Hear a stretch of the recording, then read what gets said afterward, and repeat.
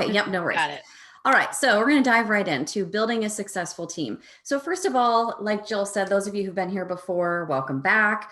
Those of you who are new, we just wanted to quickly introduce who we are here at Ama La Vida. So if you aren't familiar, Ama La Vida simply just means love your life. And really our goal from that leadership perspective is we want to kind of leverage, like we always say, leverage and elevate leaders from that sort of doing well, but to the best possible person they can be, because we know that great leaders aren't always born, but they're made. And so really what that means is how can you utilize those skills and strengths that you have and leverage them to become even better? How can you use those maybe to overcome some of the weaknesses that you have? How can you shine some light on the blind spots and really truly kind of dive into being and leaning into the leader that you can be and want to be? And frankly, not only so that you love your life, but so you're creating, again, I go back to that team thing, like creating a team of people that love their lives, because otherwise what's the point, right? As a manager, what's the point? So here at Ama La Vida, we do leadership, career, life, and health, and often they all sort of blend and intersect all together. Today, we're going to be having a lot of that sort of managerial management discussion. So we'll be leaning heavier on the leadership aspect. I can't use my keyboard, I'm using my mouse. Okay. I am Coach Jen. If you haven't met me before, I am one of the leadership coaches here. There are a few of us. I have been with Ama La Vida now for almost 2 years. Prior to Ama La Vida, I did have my own business for a little bit, but my coaching really is honed in on leadership specifically. I was fortunate enough to start my career in corporate America and got my training in leadership coaching, not only as a start when I was a manager, but then when I transitioned out of management into kind of recruiting some top talent into the company, that's when I took all my formal training and certificates. I've had this sort of unique experience to show up as a coach, not only from a manager perspective, but from a peer perspective and from an employee perspective in both corporate and then also owning my own business. And then now with Ama La Vida, which is sort of the really well-rounded out aspect of touching on all of these areas. So my hope is that everything that we talk about will resonate with you in some form, no matter sort of which field or area that you're in or your own personal situation. Today, we are going to talk a little bit first about logistics. Jill touched on some of them already. I'll highlight a couple more. I'm going to touch on why the subject matters, because that is important. We're going to really dive into the how-tos. So how to build that successful team. And right out of the gate, I'm going to give you a giant list. So I want you to have your pen and paper ready so you can take some notes on things that are going to be good for you, or hit the screenshot if you want to take a screenshot for yourself. We will not be sending the slides out. So I just want to make sure that you really are focused and paying attention to what you see and capture the information that you want. I'm going to give a couple client examples because in my experience, it's really helpful to hear real life kind of scenarios and examples from people. And then I'm going to talk about my favorite sort of sub part of building a successful team, which is level setting. And if there are any of my clients on the phone right now, they're probably like rolling their eyes. Oh, Jen's always talking about level setting. It truly is one of my favorite things to talk about. So level setting will be kind of the last thing that we'll touch on before we round it out with some Q&A. All right, so from a logistics standpoint, I just wanted to remind you that we are going to be recording the session and sending it out later. We will not be sending out the slides, so please be sure to take detailed notes for yourself, screenshot a couple things if you want. I have put the bit.ly in for enrolling in future trainings, and that's right there. It's the bit.ly/ALV events, which is case sensitive. You can also just find that from our website, alvcoaching.com, and also from our emails. So you'll get those kind of coming out frequently within the emails. The other thing I wanted to touch on, this has been a huge theme, especially as we kick off the new year here. A lot of companies, assuming that you're not just 100% self-employed, a lot of companies will pay for personal development. And I'm highlighting that for you at the start of today, because as we work through this, I want you to be thinking from that managerial leadership standpoint, what type of development do I need? You know, there is lots of good information out there. There's classes that you can take. There's even just free YouTube videos you can watch. There's articles, there's books that you can buy. There's coaching that you can do, right? So how are you going to utilize your personal development budget? So I want you to be thinking about how you can be asking for it, how you can make a business case, you know, to your employer to say, this is what I'm going to learn. This is how I'm going to share it. Really, this is how you're going to benefit from that. And then think about if it makes sense to use your budget for some of these things, whether it is leadership coaching or some other training. But I really want you to just be thinking about that as you go through. Now is the perfect time. Bring that to your employer's attention up front. Here's what I want to focus on. in 2021. Here's how I want to use my budget. So if you have questions on that, feel free to reach out to me. We've got some good resources that we can help provide. Okay, so why this matters. Saves money, makes money. I mean, really, why do we want happy teams? Why do we want productive teams? Because A, we're going to save money because turnover is not going to be happening. When you have sad people, low morale, all of this, people are going to be leaving. And the reality is 60% of the workforce is always looking, whether it's really active or only moderately active, they are looking to go somewhere else all the time. So putting the focus and the attention on retaining people so that we don't have to recruit, we don't have to onboard, we don't have to waste our time in interviews, right? So it's expensive. Turnover is expensive. Happy people are productive people. They'll stay around longer. They'll save us money. Productive people obviously make money for the company in the bottom line. And at the end of the day, the company's not going to be around if it's not making money. And that's what's really important. So we just want to kind of keep all of that in mind. I kind of mentioned offhanded in the joke, happy wife, happy life, but again, there's truth to some of this, like that sense of ownership, that sense of accountability, that trust that your employees will have will really be that fuel for them to be successful in their job. But it also leans back on you, because what starts to happen is you're no longer having them in your office for, hours a day, trying to explain to them how to do their job. They're not coming in, help, I have a problem, solve it for me. They're proactively solving it on their own, right? So you are no longer spending your time providing solutions, giving deep, detailed steps, and you can really focus on strategy. So just something to kind of keep in mind, a better way that you can utilize your own kind of capacity in your own time. Okay. So how do we spot a successful team? This really leads into the how do you make your team successful? So how-to. So the how-tos of creating a successful team. There are, what is this, 7 bullets here. This is one, like I mentioned, feel free to take a screenshot if you want to. We're going to dive into this in detail and cover it in a couple different kind of aspects in a moment. But creating a successful team really means, for one, not micromanaging. And I just want to be careful at when you think about micromanaging, because I think a lot of people have a tendency to just go, oh yeah, I'm not a micromanager. They ask them, it's the whole look in the mirror and ask yourself, are you a micromanager? Nope, I'm not a micromanager. But what does that really mean? And not only that, micromanagement truly does look different for every single employee, right? Jill might love to have a lot of extra attention and a lot of support and a lot of how-tos and a lot of do this and a lot of do that. And I might be the opposite. I might just want complete autonomy and I might want nothing, right? So being really sensitive to the fact that micromanagement will look different for every employee. So do you even know like how every person really wants to be managed and what level of detail and ownership they want?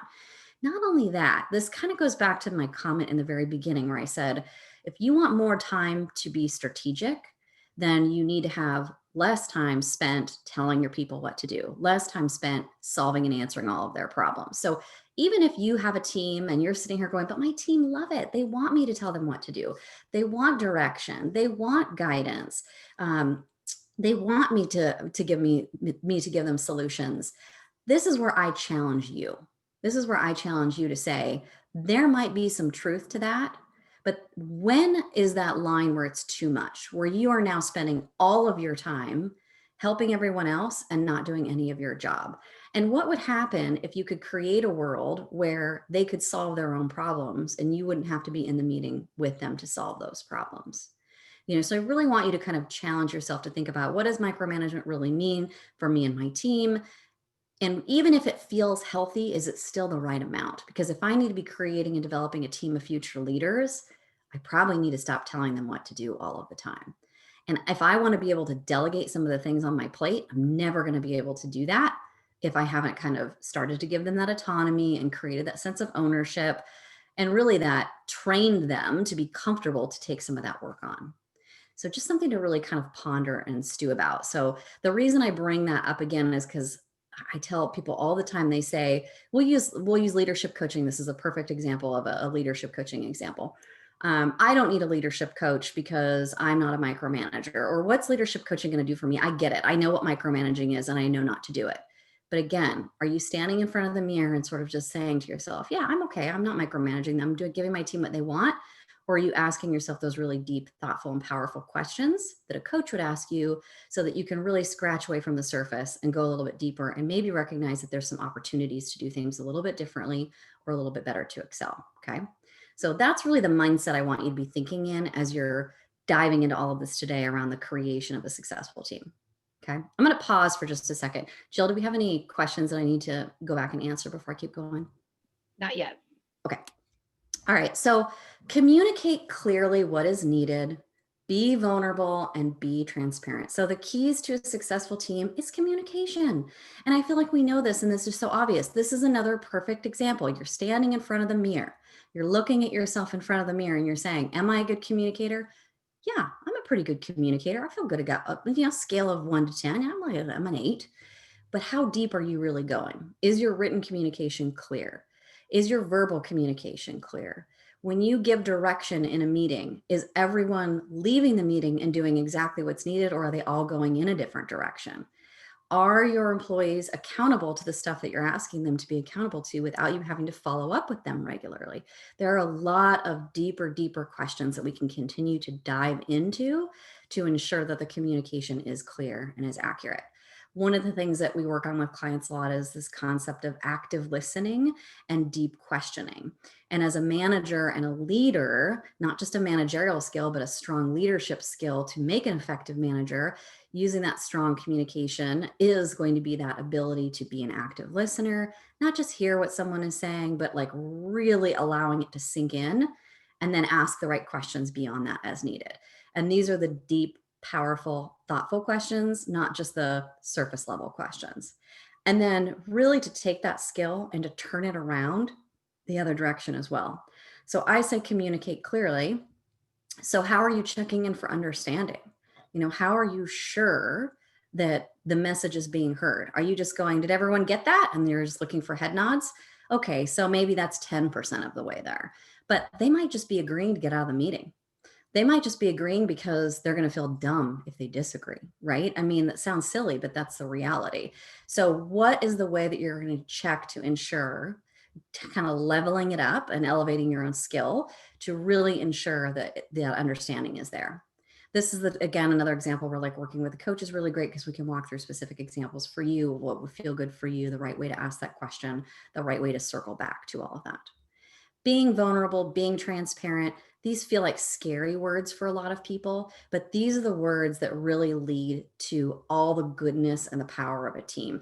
Like if there was really just a couple key words that I had to leave you with on how to create a successful team, that vulnerability and transparency, to be honest, would probably be at the top of the list. Even though people wouldn't recognize that to be the case, those are going to be the ones at the top of the list, because it's going to naturally create that psychologically safe workspace. It's going to naturally build trust, which, as you may know, can be really challenging to do. But if you open up and you share in the right way and you share the right information and you share thoughts, feelings, emotions, people are going to trust you a lot better. Now, this doesn't mean telling them secrets, right? Being vulnerable and transparent doesn't mean coming in and saying, well, the big boss said this, so we're going to do that. It doesn't mean it that way. It might look different for every situation and for you personally, but it could just be sharing a little bit of emotion of how you're feeling, like, hey, things are tough right now, right? So what are you doing to kind of express some of that vulnerability? Because all of this also then leads to empathy, which is probably, if you were to pick the number one word for all managers and leaders to have in 2021, it's going to be empathy. It was the word that kind of shone into the light in 2020. And I think people are going to start capitalizing on it and using it and leaning into it a lot more in 2021. So have some empathy by using vulnerability and transparency in order to build trust in a psychologically safe workspace. Boom, successful team right there. So I want you to be thinking about all those things. What are you doing now to make that happen? What have you done in the past that made it work well that maybe you haven't been doing that you need to go back and revisit? Who is a manager you reported to or worked for in the past that you just felt that, like, I have so much trust for this person. They empathize with me completely. Like, I just feel like I could tell them anything and it's a safe space, and we can learn and grow together. Like, if you have been fortunate enough to work for that person, really pause and reflect and think about what were those traits that they did? What were those things that they did? What were those questions that they asked? How did they show up? What were the things that they were doing that you can emulate from that behavior perspective? Okay. All right, so a lot of these are really connected to what I just mentioned, but again, just important points to highlight. Eliminating confusion, if you can see it on their faces, goes back to the communicating clearly, then you need to go in and clarify what's going on. Eliminate assumptions. This is a huge one. We make so many assumptions, especially as managers. We just assume that people understood what we said. We assume that people get what it was that we wanted them to do. We assume they're going to do it the way we want them to do it, right? Remove those assumptions, have the conversation, communicate clearly, be vulnerable, be transparent. Okay, know the value of each team member and reward the team. These kind of, go in combination. But it's really important here, if you aren't having really good, effective one-on-ones, you need to be having them. If you don't have a clear picture of the skills that your people bring to the table, there's a gap. How are you going to figure that out?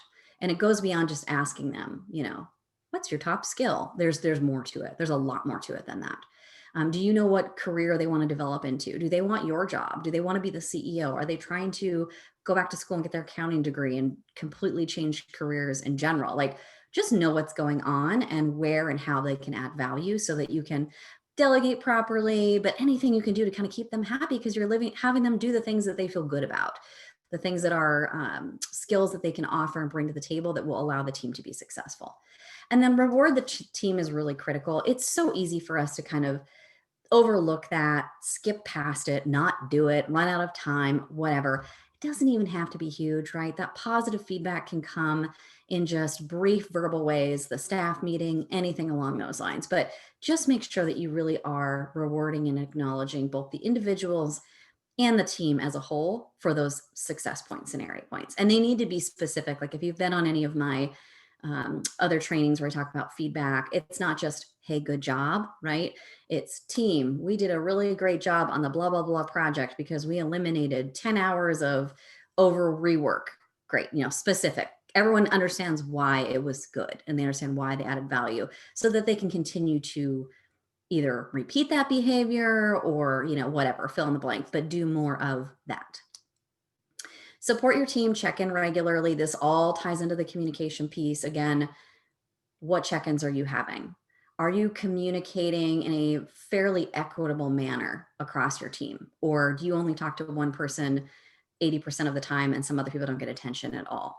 And is that okay or not okay? What's going on there? So what does that support look like? What do those check-ins look like? What are those powerful questions that you're asking? What does your one-on-one look like? And do you have an agenda to run it so that it's structured and it's effective for both of you? If you leave your one-on-ones and you both kind of feel like that was a waste of time, you're doing it wrong, right? And who's doing it wrong? Is it you or is it them? Those are the things we can kind of dive into and dig into. Allow risk. So a successful team is one that really does allow for risk. They allow for some failure, and you're not going to be able to allow for that failure unless you as a manager have created that psychologically safe workspace and built trust to where I know if I make a mistake, Jill is not going to just call me out. Jill is not just going to punish me completely. We're going to talk about it. She's going to say, Jen, here's some feedback. Here's what we can do better. We learned from this. Let's move on. At the end of the day, we want our teams to fail a little bit so that they can learn, right? I mean, that's just a pretty obvious thing. I think everyone knows a little bit of failure mixed in with a little bit of learning. But from a company perspective, if we just sit down and we do things the same way, this exact same way all the time, we're not innovating, we're not changing, we're going to look up, take a breath of fresh air and realize we're really, really, really far behind. So we need to kind of always be sort of finding that way to interject just the right amount of risk so there's continued growth. And it's going to make the team happier too, right? They're going to feel creative. Anytime an employee feels creative and they have that sort of creative juice, energy, and vibe flowing through them, they're going to be much more productive and much more successful. So, like I said, take a screenshot if you want this one. This is really the great how-tos, but I challenge everyone on this call to really think about it at a much deeper level. So it is not just as simple as reading what Jen wrote here, communicate clearly. I want you to really think about what that means and where you have opportunity to improve your communication or on the back end to ensure that understanding of that communication and to reiterate that message and to check in on that message, right? So how are you going deeper, deeper, deeper in all of these? So I've mentioned this as we've walked through here, but these are the types of things that you would work with on your coach, with your coach. These are not the things you're going to get from your manager. Maybe your manager can help a little bit.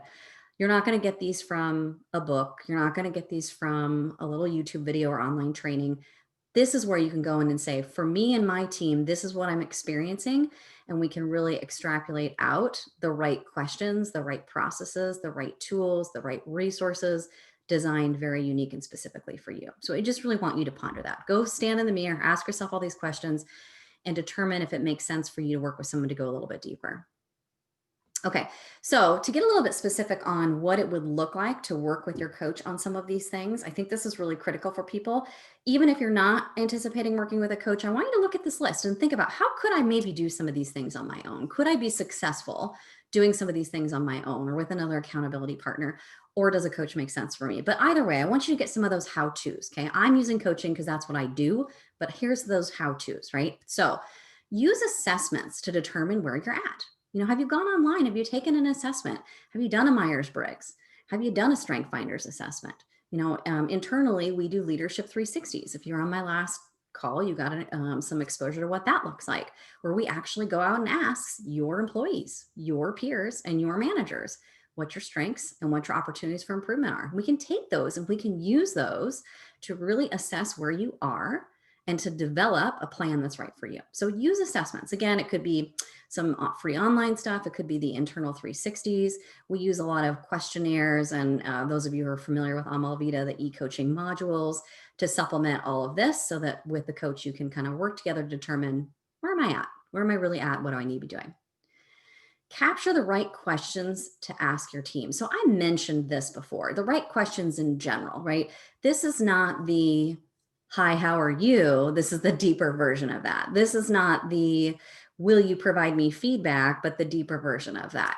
So the next time you go to ask a question of your team, I want you to pause and think about, am I asking it the right way? And do I need help coming up with what that right way is? Or do I feel confident that I can go to that deeper level? You know, it's not just, do you understand the message I'm communicating right now? But maybe there's something a little bit deeper than that. You know, are you clear on what I just shared? And what are the first, second, and third steps you're going to take? Wow, well, that'll give you a lot of perspective on whether they're clear or not, right? So what are those next level of deeper questions to be asking? And this can be to your team and employees, to your peers, your leaders, et cetera. One thing we do a lot with coaching is also focus on leading and managing up, which is a challenge a lot of people have. Matter of fact, I should probably make a note to do a future training on that leading up thing as well. But you really use the same tactics. It's just, you know, a little bit of a reverse sort of process. But again, what are those right questions that are actually going to get me the information that I need and allow somebody to feel comfortable enough to actually ask? So coaching allows you to learn new approaches, try new ways of doing things, maybe that you wouldn't have thought of on your own. Like, it's always hard. I don't know about you, even for myself, like I have to work with a coach because there are certain things that I just get stuck on. So when I have my session with, Libby's probably on the call, I've had a couple with Libby. I come in with this sort of like, I don't know, like, this is what I need to do. Here's my goal, but I'm stuck. And all she does is turn the mirror around on me and ask me those questions. And I challenge you to try this, right? That's good. We all need that sort of new perspective at times because we get stuck in our own minds. Even those of us who know exactly what to do, we get stuck in our own minds. So it's good to kind of get that external perspective. Okay, so the other thing I really want you to be thinking about as you transition into 2021, again, whether you're using a coach or not, is, are you setting goals that are really going to leverage your strengths to overcome your weaknesses? It's so easy for us to just go, oh, I'm so bad at X. I need to fix X. My weakness is X. And we thrive on this like weakness. But think about what you can be doing to leverage the things that you're good at. And this is one thing that I find to be really important with my clients. So like, if someone is really great verbal communicator, really great verbal communicator, but they're not so great at documenting communication in email, for example, well, how can we leverage that verbal communication in the email? what can we do for them? And there could be a whole slew of creative things. Maybe they record a video and they send it as a verbal, right? Or they talk it out and then they type out exactly what they just talked. Like there could be all sorts of approaches. But my point is, how can you really leverage those things that you are good at to help overcome with those weaknesses? But until you've done that assessment and you really know where you're at and you know what opportunities you have, it's going to be hard to do that. And especially if they're blind spots, meaning you're not actually seeing them. It takes someone else externally contacting a manager, an employee to say, what does this person need to work on? Where then it shines some light on, oh, that's actually what's going on there. Unless you're able to see those blind spots, it's hard to even think about how you would leverage your strengths to overcome them. Throughout the year, I want to just challenge you just in general, reflect on what's working. This is a time of don't be dwelling constantly on what's not working, but what is working and how can I, again, leverage that a little bit more. If I'm finding that I am just having some amazing staff meetings, great. Do I need to have more of them? Do I need to use that process in my one-on-one time? Do I need to coach, teach, and train others in my company to have those same meetings? Like whatever it is, but what's working well and how can you kind of continue to leverage it for others, whether you're sharing that with a coach, whether you're sharing that with peers, like whatever it might be, but how are you going to continue to maximize that? I want you to think of 2021 as empathy and growth. This is all about empathy and this is all about growth from that managerial perspective. Okay, and then obviously just repeat, because here we're just talking about strengthening your team, but there's everything. There's effective feedback. I mean, there's a million skills that you could be focused in and determined, especially when you're doing an assessment on what you really need to be focused in on.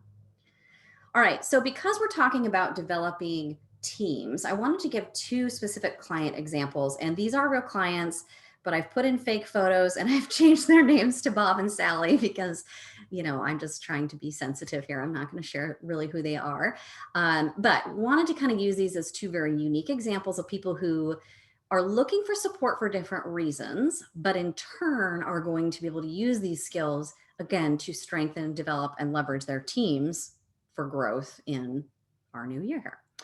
All right, so this is Bob. Meet Bob.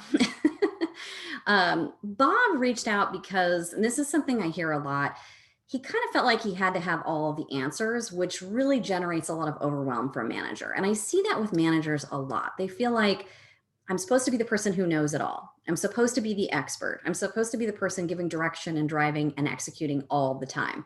That's a huge amount of pressure and weight. And it's absolutely not true. It's absolutely not true.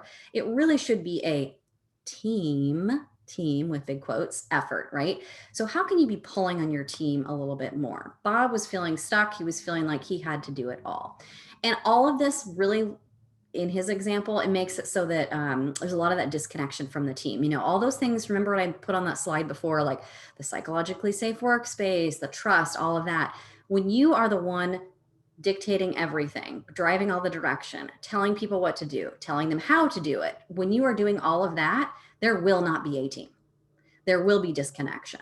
People are just literally showing up and punching the clock and doing whatever Bob says at that point, right? There is not a team there. So some of the things that Bob and I really started to work on is, first of all, we had to establish for him what it really meant to even be a leader, both for himself, but also for his company. And that's important because there can be a cultural difference in the expectation of a leader between what a company wants versus individually and independently what you want. Now, in Bob's case, they were very similar, thank goodness, because it makes it a lot easier.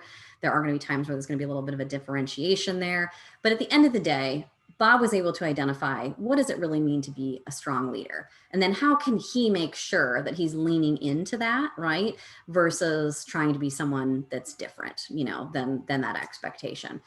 Happens a lot where people just, again, I go back to like this assumptions thing. They make some assumptions that the manager has to know it all. The manager has to have all the answers. The manager has to work till midnight. The manager has to always answer the phone, like whatever.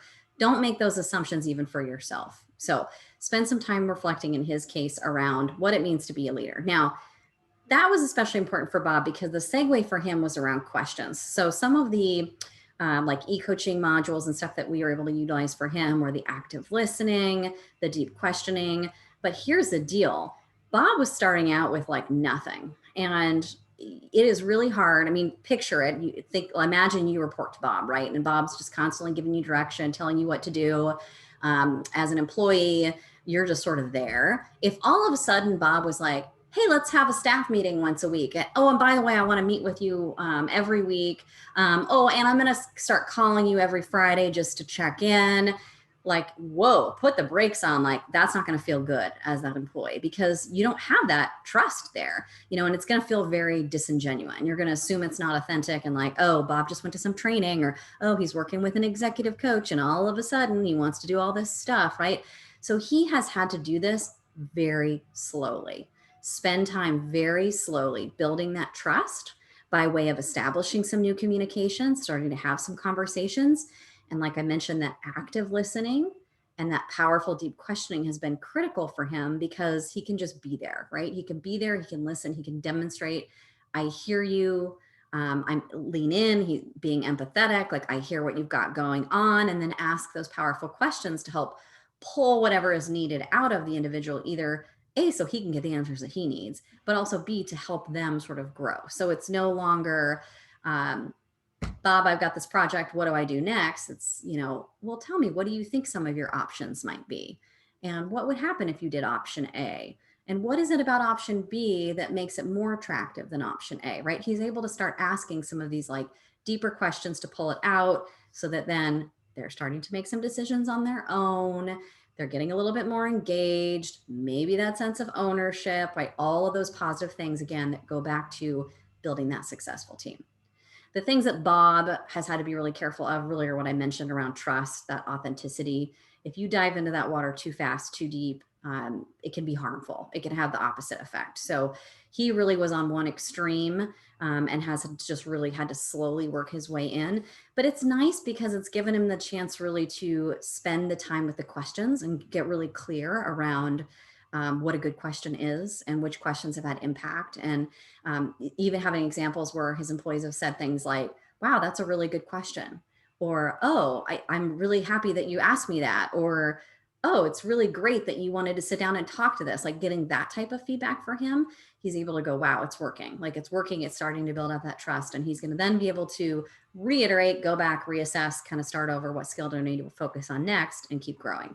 But this is the thing that Bob was missing from his team. Like he couldn't even have a successful team because there was just no trust and communication. So having to start from ground zero can be really challenging, but that is absolutely a reality for a lot of people. Okay, now Sally, a little bit different. Sally is one of these folks who was just promoted actually internally, just within her company, just promoted right up internally into the same team, which has a whole nother set of challenges, and we don't have that addressed on here. But what happened with her company is they gave her management training, but she could tell that like something was missing, right? There's more. It's more than just management. And this is like, gosh, 60, 70% of people out there, right? We get really killer management training sometimes from our companies, whether it's they hire someone externally, we do it internally, but it's the stuff like maybe it's a little bit of like legal perhaps, or human resources comes in to tell us how to deal with certain types of scenarios or situations. Here's how to properly sign off the time. Here's how to do your performance management review. Here's how to sit down and have an effective conversation. And they're just giving them like the bare bones or the blueprint or the template to kind of get them started. But what's really missing from that is some of that sort of leadership stuff. So how do I grow my leadership skills so that I can be a good manager by way of not only just hitting that button, because management is not just about hitting the button. It's really about inspiring the team and all of these things that we talked about from the very beginning of having that good team. So with Sally, of course, it looks a little bit different. There's really been, I would say 2 or 3 upfront sessions that were really around this understanding the difference between what does it mean to be a manager or a leader, and really why does it matter? Like, who cares? What skills are in each bucket? Why do we need to even be aware of that? Because she was just so new. She had no idea. She happens to be younger. She happens to have a little bit less experience. So for her, it just meant like, hey, I got to get some clarity around what the difference even is so that I know what I need to do. Another thing that I had Sally do that is very common for a lot of my clients is to go out and create a list of leadership skills that she really thinks that she needs to cultivate. And that usually starts with go out and create a list of leadership skills that there even are, and a massive list. Like write every leadership skill possibly down, and then spend time going and looking and like maybe circling the ones that really resonate with you, that you would like to work on more. Maybe you've been given feedback that you need to work on. Maybe someone has hinted it would be good for you to know this, or you can just tell or feel it, right? But starting with that big list, narrowing it down to those list of skills that she really wants to focus on. Now, in her case, we didn't do any sort of assessment because she was just too new. The feedback wouldn't have necessarily been that helpful, but we can still use this list of leadership skills to kind of say, hey, what do we need to develop and grow on? And we can still tap into feedback from the past, right? So if you know in your situation in the past that someone has told you, I would really appreciate it if ... Or you would be more effective in this role if you did the following ... Like if you've ever been given any type of that feedback, even if you weren't in a managerial role, there's probably a hint within there of what could be a little bit better, because it might have even been something like communication related in one of your first jobs. Have you learned from that experience? Have you improved your communication since then? And now that you are in a managerial role, are you seeing some of those same gaps, right? So you can look back and think back to past feedback and utilize those as well. So point being, creating that list of skills, really honing in on what makes sense, and then using some of our tactical tools. So those e-coaching modules, we've got just a handful, not only of like these types of trainings, but other trainings, one-page resources, quick fixes, things that she can go out and actually test and try, so that when she comes back to the coaching, then her and I are able to have a conversation around what worked, what didn't work. What did Bob say when you had the one-on-one? How did it go? How did Sally like the template that we provided, whatever it is. So using those kind of to come back and have that time with your coach be around what's really going on, what's working, what's not working, what do we need to shift, and then what skill do we need to focus and hone in on next, and just repeat. So again, all of these going back to that whole, how am I ensuring that I'm making that team happy and that I'm, providing that right level of communication, vulnerability, transparency, so that there's psychological safety and trust, so that everyone feels like they can hit the ground running and be successful. Okay, so I'm going to pause right there. Jill, any questions, comments, or thoughts as I kind of wrap up this last little bit? We do have a few questions. Okay. Do you want to wrap up, or do you want to? Why don't you ask the questions and then we'll see where we're at. Super. Okay. Do you have a visual examples or resource page that lists powerful questions? We do, yes. So it's definitely something that we provide to our clients. We have a e-coaching module that our clients can go through on those deep and powerful questions. If you send me an email, I can send you a couple examples of some specific ones to get you started. And I think we have a one-pager that I can share.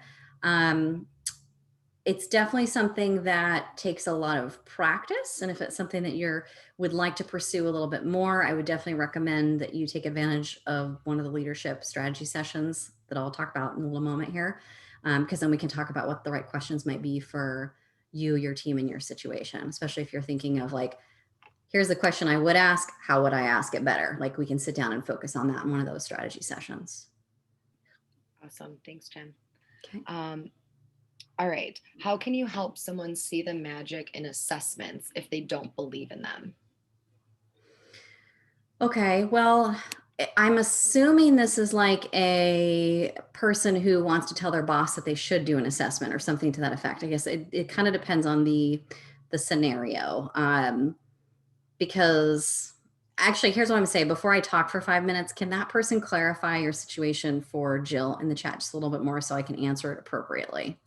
So meaning like where you wanted to take one and you're trying to convince your boss that it's a good tool or something along those lines. If you wouldn't mind just clarifying that.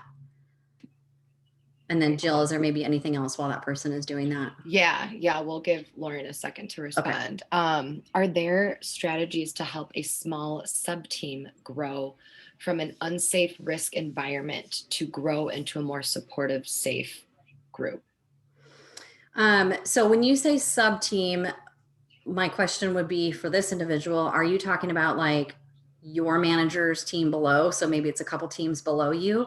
That would be really important for me to know. So I'll speak to this kind of from both angles, but feel free again to clarify in the chat. That way, if I don't answer the question completely. So first of all, we have an entire training on psychological safety. So please, individual who asked this question, reach out. I will get you the link to the psychological safety training, okay?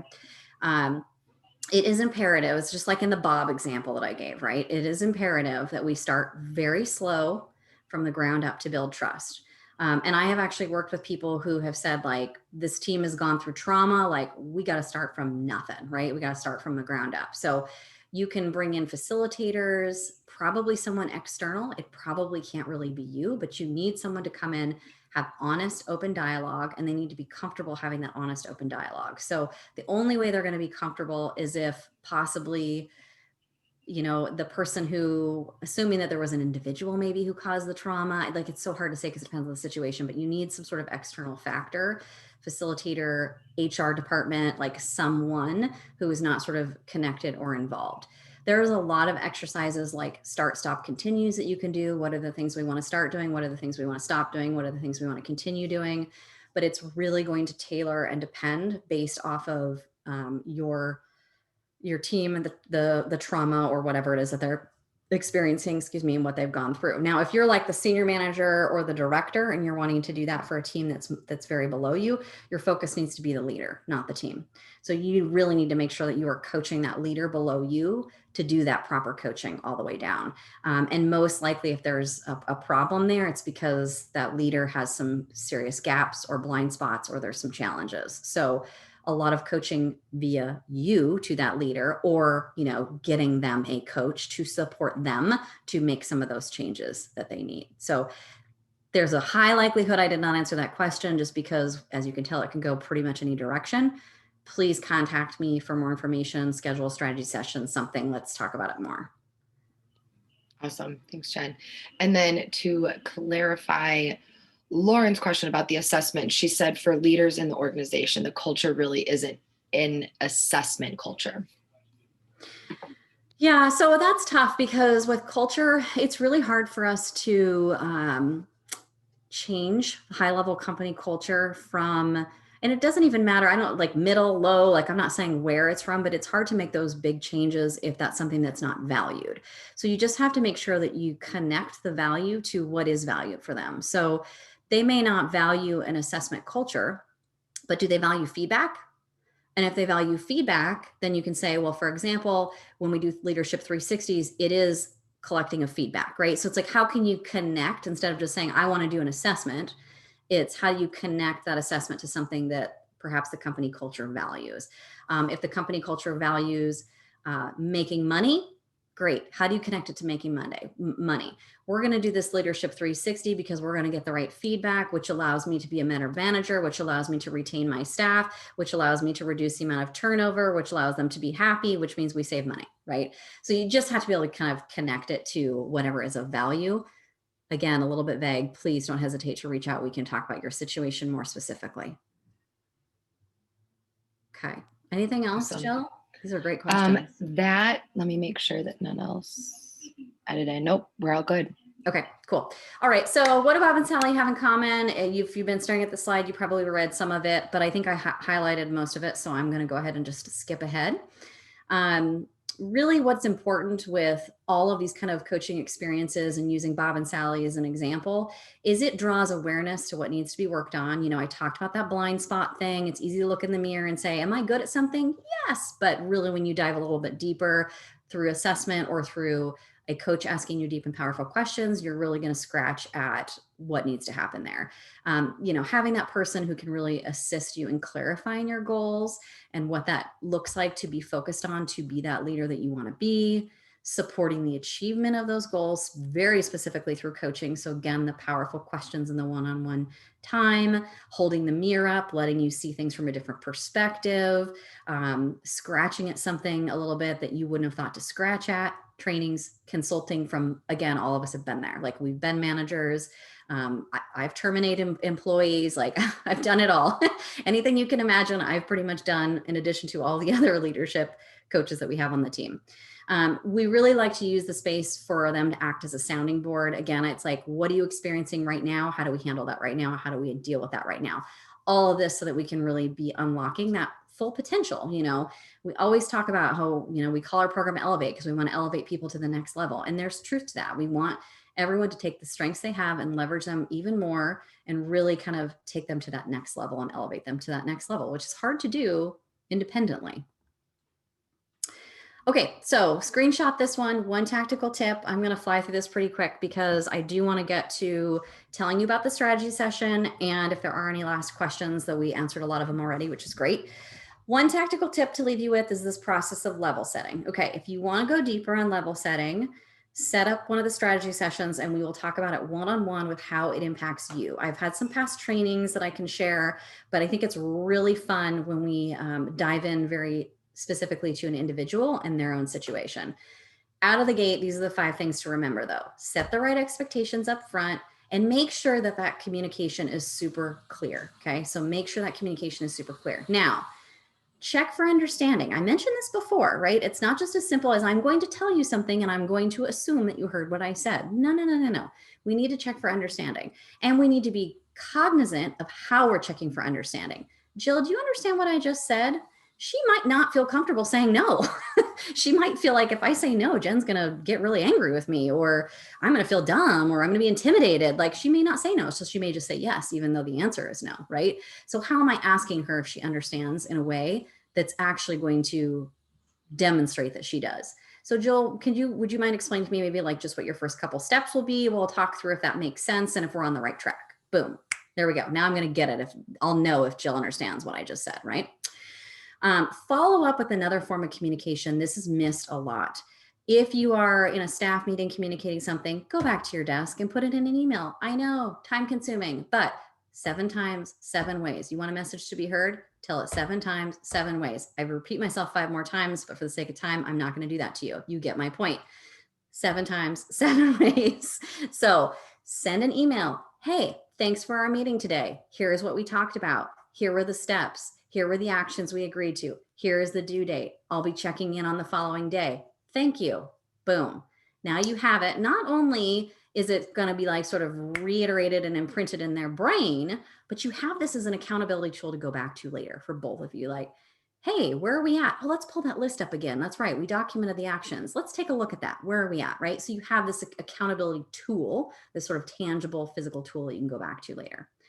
Again, checking in for accountability becomes so much easier. And then repeat. So this is not a one-time thing. I make this very clear to people, like, here we are, it's 2021, we're kicking off the new year. I always tell people it's time to level set, set your team up for success. They do it once and then they never do it again. That is the example of the big difference between attending a training like you are right now, getting all jazzed up and going back to your desk, or engaging in a coaching experience where I can challenge you to do this level set, and then I can check in with you on the next meeting. How did the first level set go? What's the next meeting you're going to level set on? And then we do it again, and then we do it again, and then we do it again, and then we do it again, and make sure that you are creating a habit and not just trying something once. So a training, you'll try it once. Coaching, that accountability, that follow-up, it becomes a habit. You can create a habit out of these things. So even if you take nothing away from this, do this level setting thing for everything: staff meetings, one-on-ones, projects, everything. And don't just do it once. Please do it all through the year and then check back in with me and show me later that you created a habit and that you did it. I want to hear about that from you. Okay. So we talked about a lot of stuff today, guys. How to spot a successful team, how working with a coach can really help you to build that successful team. I loved kind of sharing those examples with you. Don't hesitate to provide feedback on whether that was helpful or not. But to me, I'm an example person. It's a lot better for me to kind of hear examples. And then that level setting component being really key as well. So what I would really like to know, and this is not you don't take yourself off mute or anything crazy, but I really want a couple of you to answer this question for me. So please type this in the chat. I would be grateful because I want to make sure there's value in these conversations always. So what resonated with you from today's discussion? Maybe like that number 1 takeaway, something I said that gave you an aha moment, whatever it is. Please just type something in. Jill, read them to me later. What resonated with you from today's discussion? Okay. And then as always, and as I've talked about probably just a ton today, just really seems to be the center of our conversation today, but the team is really here to help you at Ama La Vida. I am one of the leadership coaches, but there are a number of us. So anyone in the Ama La Vida team, even health coaches included, like dear Jill, who's here with us, right? So we have a whole slew of coaches to support you. Today, I am offering you the leadership coaching strategy session, which I've mentioned a couple times. There will only be 3 of them offered to new clients. So please go in and grab them because the link will turn off after there is 3. They are 30-minute sessions. And what we will do is talk very specifically about kind of some of your goals, recognizing without an assessment, without that sort of deep level, we may not get to the deepest level, but let's just get together and say like, hey, what are your leadership goals for 2021? Even if your leadership goal is, I don't know, I want to be a better leader. Great. Like we can talk about that. So what are your leadership goals? We'll kind of talk very specifically on what some of the strategies and tactics you can do to move forward. We can apply some of the things from the conversation today. We can pull back on some of this if this is that focus area for you, is building and developing your team. And then I will share with you how that continued coaching process will work to support you on your journey. Very similar to what I did today, kind of just highlighting some different things we would do in sessions going forward. I know I mentioned this a lot too, but just a rough idea of the framework. We will do some sort of assessment. We can do a 360, which is that email that literally goes to employees, peers, and managers to collect information, to collect your strengths and areas of opportunities. You can choose to do that. That's optional. If you don't choose, we will still do other assessments. We have a number of questionnaires that I utilize internally to pull and kind of really capture what the right skill development areas are for you. So we utilize those. And of course, together we craft a plan that really focuses on your growth skill areas. And we'll go out 3, 6, 9, 12 months, sort of just depending on what your focus area is. But I want you to see, at least from that perspective of 2021, like here are all the things I would focus on with my coach in this year. Here's how I'm going to grow myself in this year. So we'll kind of go at it with that 2021 approach when we do it. And then obviously using the one-on-one leadership coaching and e-coaching modules together to elevate those skills, like I mentioned. So whether it's very specific tools and resources, the one-on-one time with the coach, a little bit of consulting, it's always a nice mix of all of those. So that's what our coaching program really looks like. And I've talked about a number of the things that we talk about, but really, again, here's just a handful: active listening, bias in the workforce, emotional intelligence, the ladder of inference, deep questioning, one of my favorite things that we've touched on a few times. So all of these will be those frameworks that we go into detail from a skills perspective to build, develop, and grow and elevate your leadership skills. If you've been to any of my trainings, you've seen this lovely list. This is, I don't even know how many are here. What is this? 12 or so? Maybe there's more than that. I can't add it quickly. But here's the deal. We've probably coached leaders from about 100 top companies, and these are just the handful that we've chosen. And I say we've because it truly is our whole AmaLaVida leadership coaching team. And that's important because I want you to know some of these companies, like Verizon, have provided funds for their employees to get coaching. So if you are looking for your company to sponsor you, there is a chance that that can happen. Okay. All right. Grab that strategy session. If you haven't booked it already while we were just sitting here, here's the bit.ly link again. It's case sensitive, all lowercase. There really are only 3 spots, though I am doing them all through January. So you will see more dates available when you first call it up than you will usually see. I just want to make sure to give people a chance and some time to get those scheduled. So please do get those schedules as soon as possible. If they are not all grabbed by the time we get off the phone, then Jill will also put the link in the follow-up for us as well. But I'm going to pause there. We really only have a couple minutes, but you guys have already asked so many great questions we got answered. Jill, let's try to squeeze in one more question, and then anything that doesn't get answered, I will answer in the follow-up email that Jill will send out. So don't feel like you aren't going to get your question answered if it wasn't answered here. Awesome. Look at you, right on time. Boom. So do we have maybe one short, easy one, you think? Yeah. So you know what? I think we have all of the questions answered, which is great. We just had a ton of responses to what the takeaways were. So lots of leverage strengths to overcome weaknesses, open communication. We had lots of the 7x7. So communicate something 7x7 different ways. Lots of those. Good. I didn't even have to say it 7 times. So that's great. Check for understanding. Send recap after meetings, ways to check for understanding. Yes. Lots of check for understandings. Love this one. Leader doesn't have to have all the answers. It's a team effort to communicate with each other. Love that. Need for deep questioning, beginning with myself, active listening, powerful deep questioning. Yeah.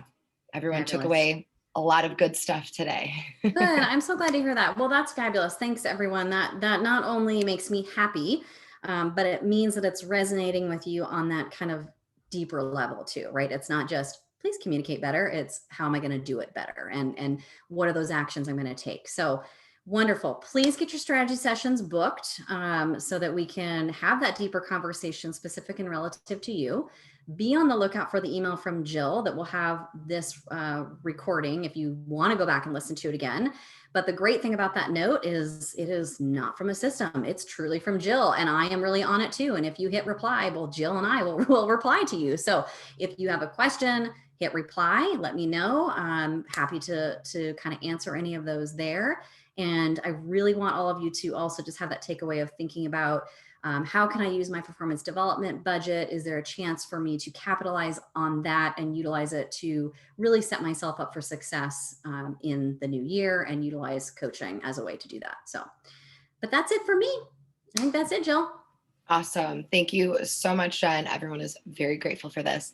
Thank you all again so much for joining us today, and keep an eye out for that follow-up email that will go out probably tomorrow with all the information. I'll make sure to include the strategy link as long as it's not already booked up. But yes, if you guys have any remaining questions, feel free to reach out. We're here for you. Thanks, All right. everyone. Have a good one, guys. Bye.